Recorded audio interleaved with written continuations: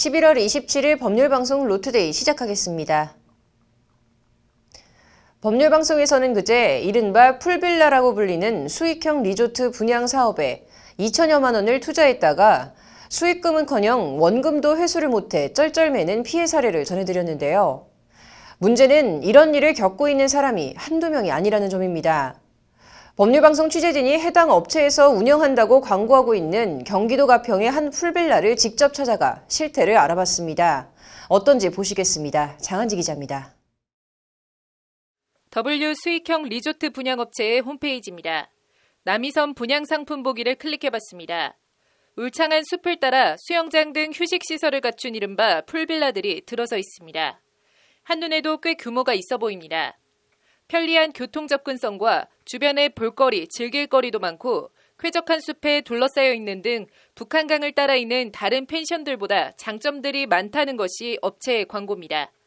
W 업체는 그러면서 풀빌라 규모를 22개동 전세대 수영장이라고 22개동이라고 밝히고 있습니다.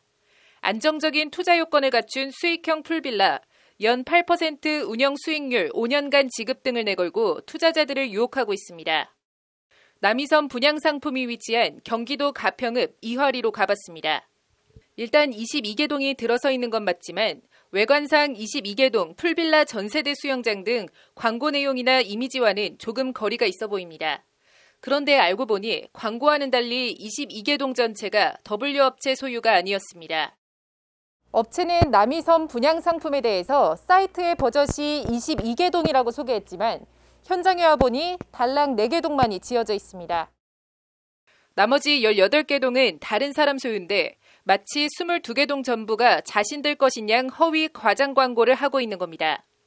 22개동 가운데 18개동을 소유하고 있는 실제 소유주 A씨에 따른 22개동 전체가 W업체 것 아니냐고 묻자 대번에 사기라며 코웃음을 칩니다. 거기 근데 광고에는 막 20몇 개가 동이 들어온다. 사기 치는 거예요. 저희도 거기 손님한테 많이 들었거든요. 여기 다 질 거라고. 22개동 가운데 4개동만 W업체의 것이고 나머지 18개동은 업체와 아무 상관없는 별개란 겁니다. 그러면요, 저기 4동밖에 안 돼요. 아, 저 위가 더 있어요? 네, 저 위에 더 있는데 네. 저 녹색 건물, 건너편 건물에 4동밖에 안 돼요. 아, 여기하고 여기는 별개예요, 그럼요? 별개예요.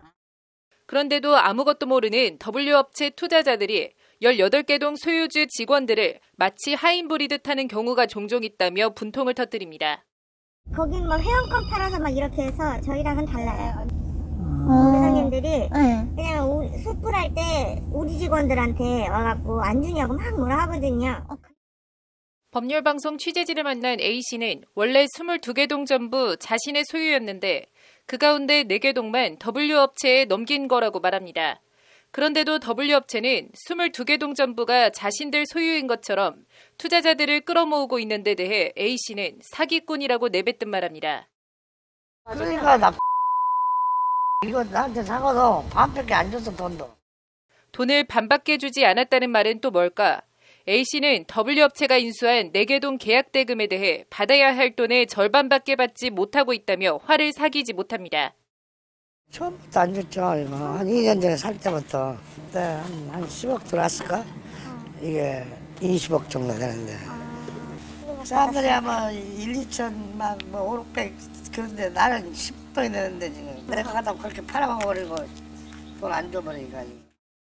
A씨는 W업체가 깡통이 된 것 같다며 일단 급한 대로 압류를 잡아놓긴 했는데 다만 몇 푼이라도 건질 수 있을지 모르겠다며 쓴웃음을 짓습니다. 얼굴 보기도 힘들어, 왜 오지도 않아요. 소리 씹어라. 막 전기세도 못 내고 수도세도 못 내고. 22개동 전부도 아니고 그나마 W업체가 가진 달랑 4개동도 곧 경매에 넘어가 흔적도 없이 찢어질 거라는 게 A씨의 말입니다. 말 안 해. 경매 뜬다고 하는데 내가 신청했다고 내가. 그리고 세 번째는 지금 경매 떴을 거야. 다른 사람이. 세 번째 동은 여기서 하나 둘 세 번째 동은 경매 지금 시작했다는 것 같아. 다른 사채업자가 이렇게 해가지고 경매하는 거? 사정이 이런데도 W업체는 여전히 홈페이지에서 연 8% 운영 수익률 5년간 지급을 내걸고 투자자들을 끌어모으고 있는 겁니다. 관련해서 A씨는 W업체 보유 한동을 경매에 넘기려 권리관계 확인을 위해 등기부 등본을 떼봤다가 깜짝 놀랐다고 합니다. 건물 한동 지분을 공유한 투자자들이 우글우글해 도대체 이게 뭔가 했다는 것이 A씨의 말입니다. 그러니까 내가 이제 나중에 경매 하려고 이제 알아보니까 뭐 뛰어보니까 엄청 많더만 여기에 등기가 나 깜짝 놀랐어요. 뭐 그럴 수가 없는 거지. 이거는 사기지 않냐 이거는. 이와 관련 공동소송 플랫폼 화난 사람들을 통해 W업체를 상대로 집단 고소를 준비하고 있는 박재천 변호사도 해당 건물에 대한 등기부 등본을 떼보려다 황당한 일을 겪었다고 합니다. 근데 이 남이섬 부분은 제가 이거를요, 이렇게 인터넷으로 이거는 발급받을 수 있는데 남이섬 부분은 등기소로 오래요. 사람이 너무 많아가지고 여기 인터넷으로 못 뽑는다는 거예요. 피해자가 엄청 많아가지고 이걸 등기부를 뽑으려면 등기소로 와서 뽑아가래요. W업체의 또 다른 지역 풀빌라 지분 분양 계약서를 본 부동산 전문가는 업체가 작정한 것 같다고 평가합니다. 지분 얼마를 넘긴다고 구체적으로 계약서에 명시하지 않고 계약을 했는데 이 경우 이론상 무한대로 투자자 모집이 가능하기 때문입니다. 우리 땅은 100평이다. 100평인데 공유 지분이라서 당신한테 한 평을 주겠다. 또는 뭐 0.5평을 주겠다. 그러면 계산이 나오잖아요. 몇 명인지. 네. 그러면 그 숫자 이상으로 계약을 했다면 이 사람은 이전 계약을 해서 지키지 못할 계약을 했기 때문에 사기가 맞자. 근데 여기는 없어요, 그런 게. 그러니까 100명, 1000명 뭐 지금 조금 좀 뭐랄까 좀 극단적으로 얘기해서 무한대로 사람을 계약을 해도 아무런 문제가 없는 거죠, 여기 보면. 이와 관련 W업체 대표는 법률방송과의 통화에서 애초엔 22개 동을 다 매입할 생각이었다며 사기가 아니라고 말합니다.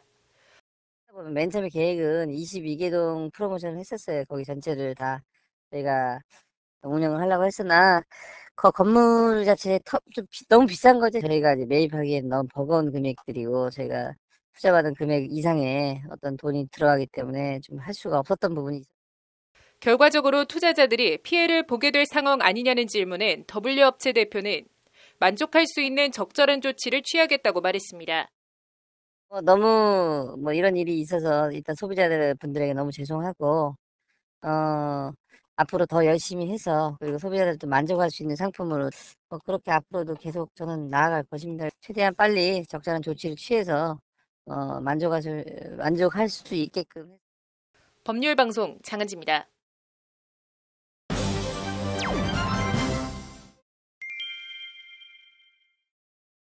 네, 오늘 이호영 변호사의 뉴스업에선 중국 내 짝퉁 설빙 문제로 국내 빙수 프랜차이즈 설빙과 중국 식품 업체 간 법정 다툼과 관련한 얘기 해보도록 하겠습니다. 네, 이 변호사님 어서 오십시오. 안녕하세요. 네, 일단 이거 지금 어떤 소송인지 내용부터 좀 살펴볼까요?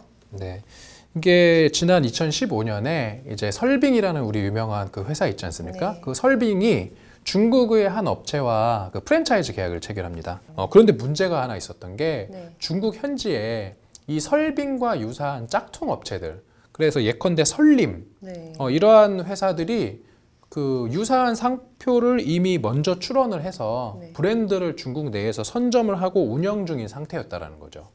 그러다 보니까 어떤 일이 발생했냐면 설빙이 원래 원조인데 오히려 설빙이 중국에서는 그 짝퉁 업체들한테 밀려서 상표 등록이 취소되는 상황이 돼버렸어요.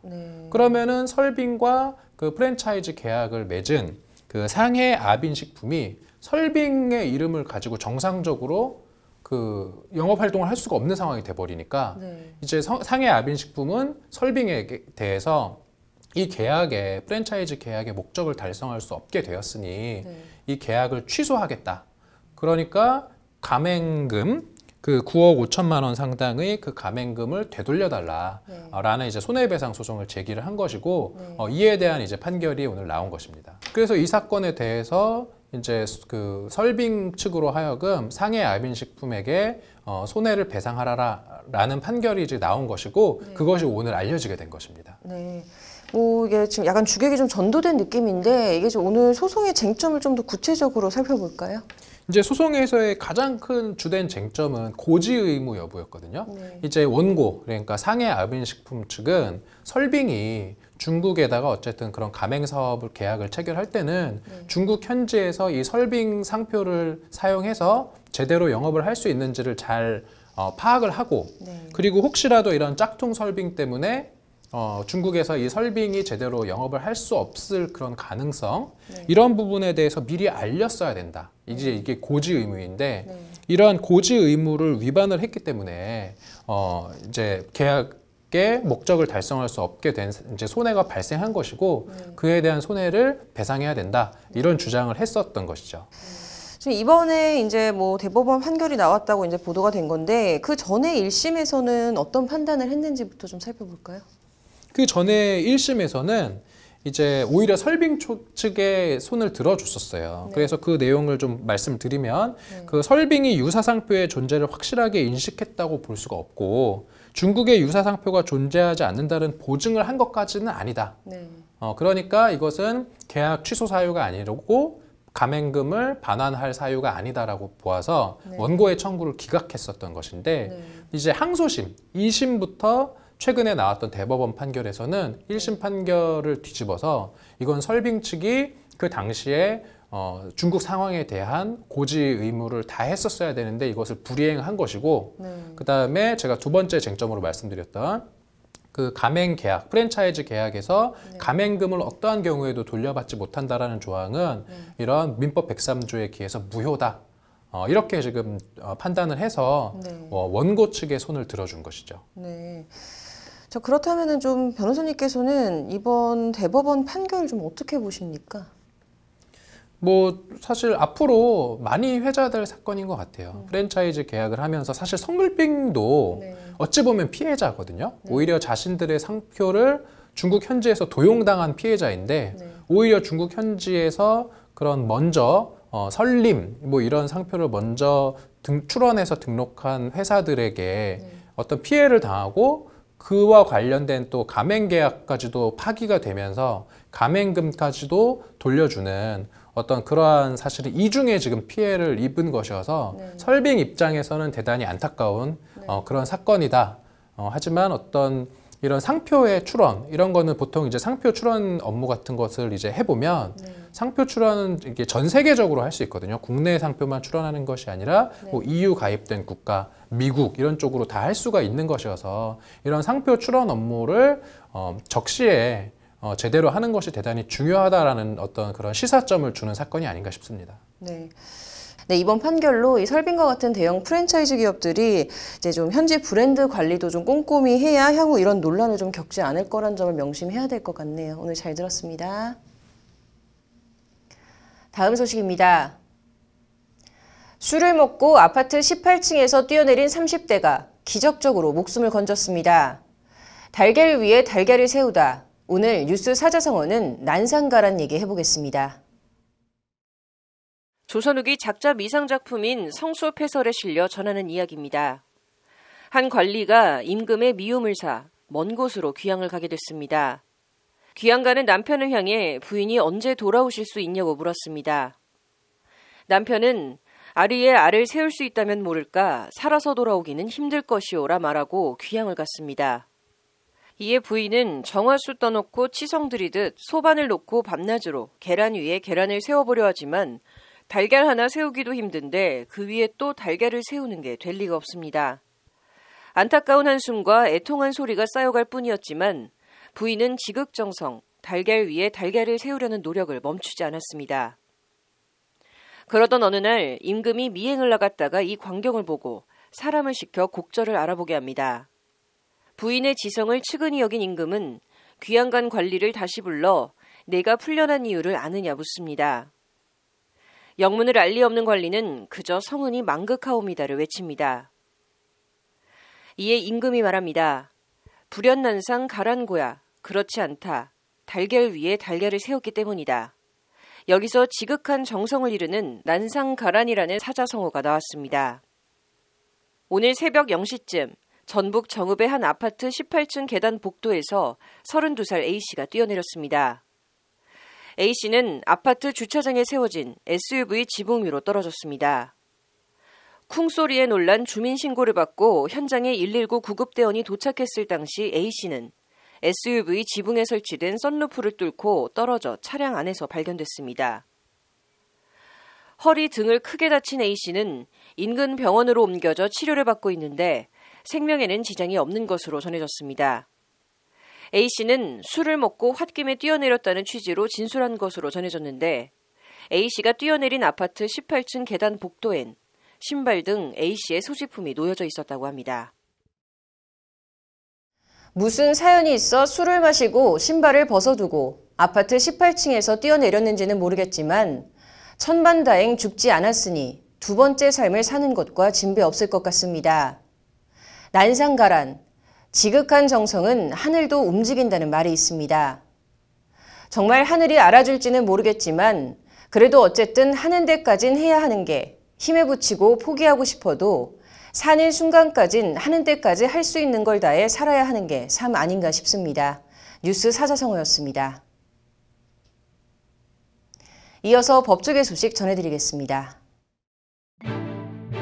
윤석열 검찰총장에 대한 직무배제 조치의 효력을 중단할지 여부를 판단할 서울행정법원 심리가 다음 주 월요일 열립니다.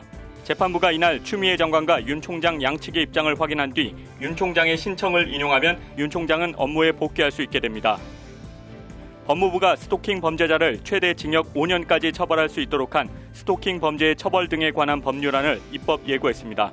지금까지 스토킹은 경범죄 처벌법상 지속적 괴롭힘으로 10만 원 이하 벌금으로 처벌이 유명무실하다는 지적이 제기돼 왔습니다. 같은 학교에 다니던 여중생을 집단 성폭행한 혐의로 기소된 중학생 2명에 대해 법원이 장기 7년에서 단기 5년, 장기 6년에서 단기 4년의 징역형을 각각 선고했습니다. 인천지법은 피고인들의 범행 내용과 수법이 매우 대담하고 충격적이라며 이같이 선고했습니다.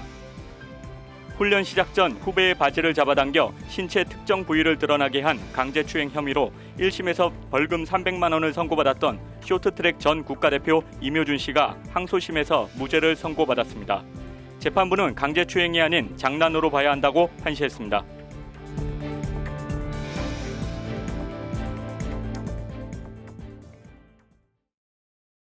오늘 준비한 소식은 여기까지입니다. 시청해주신 여러분 고맙습니다.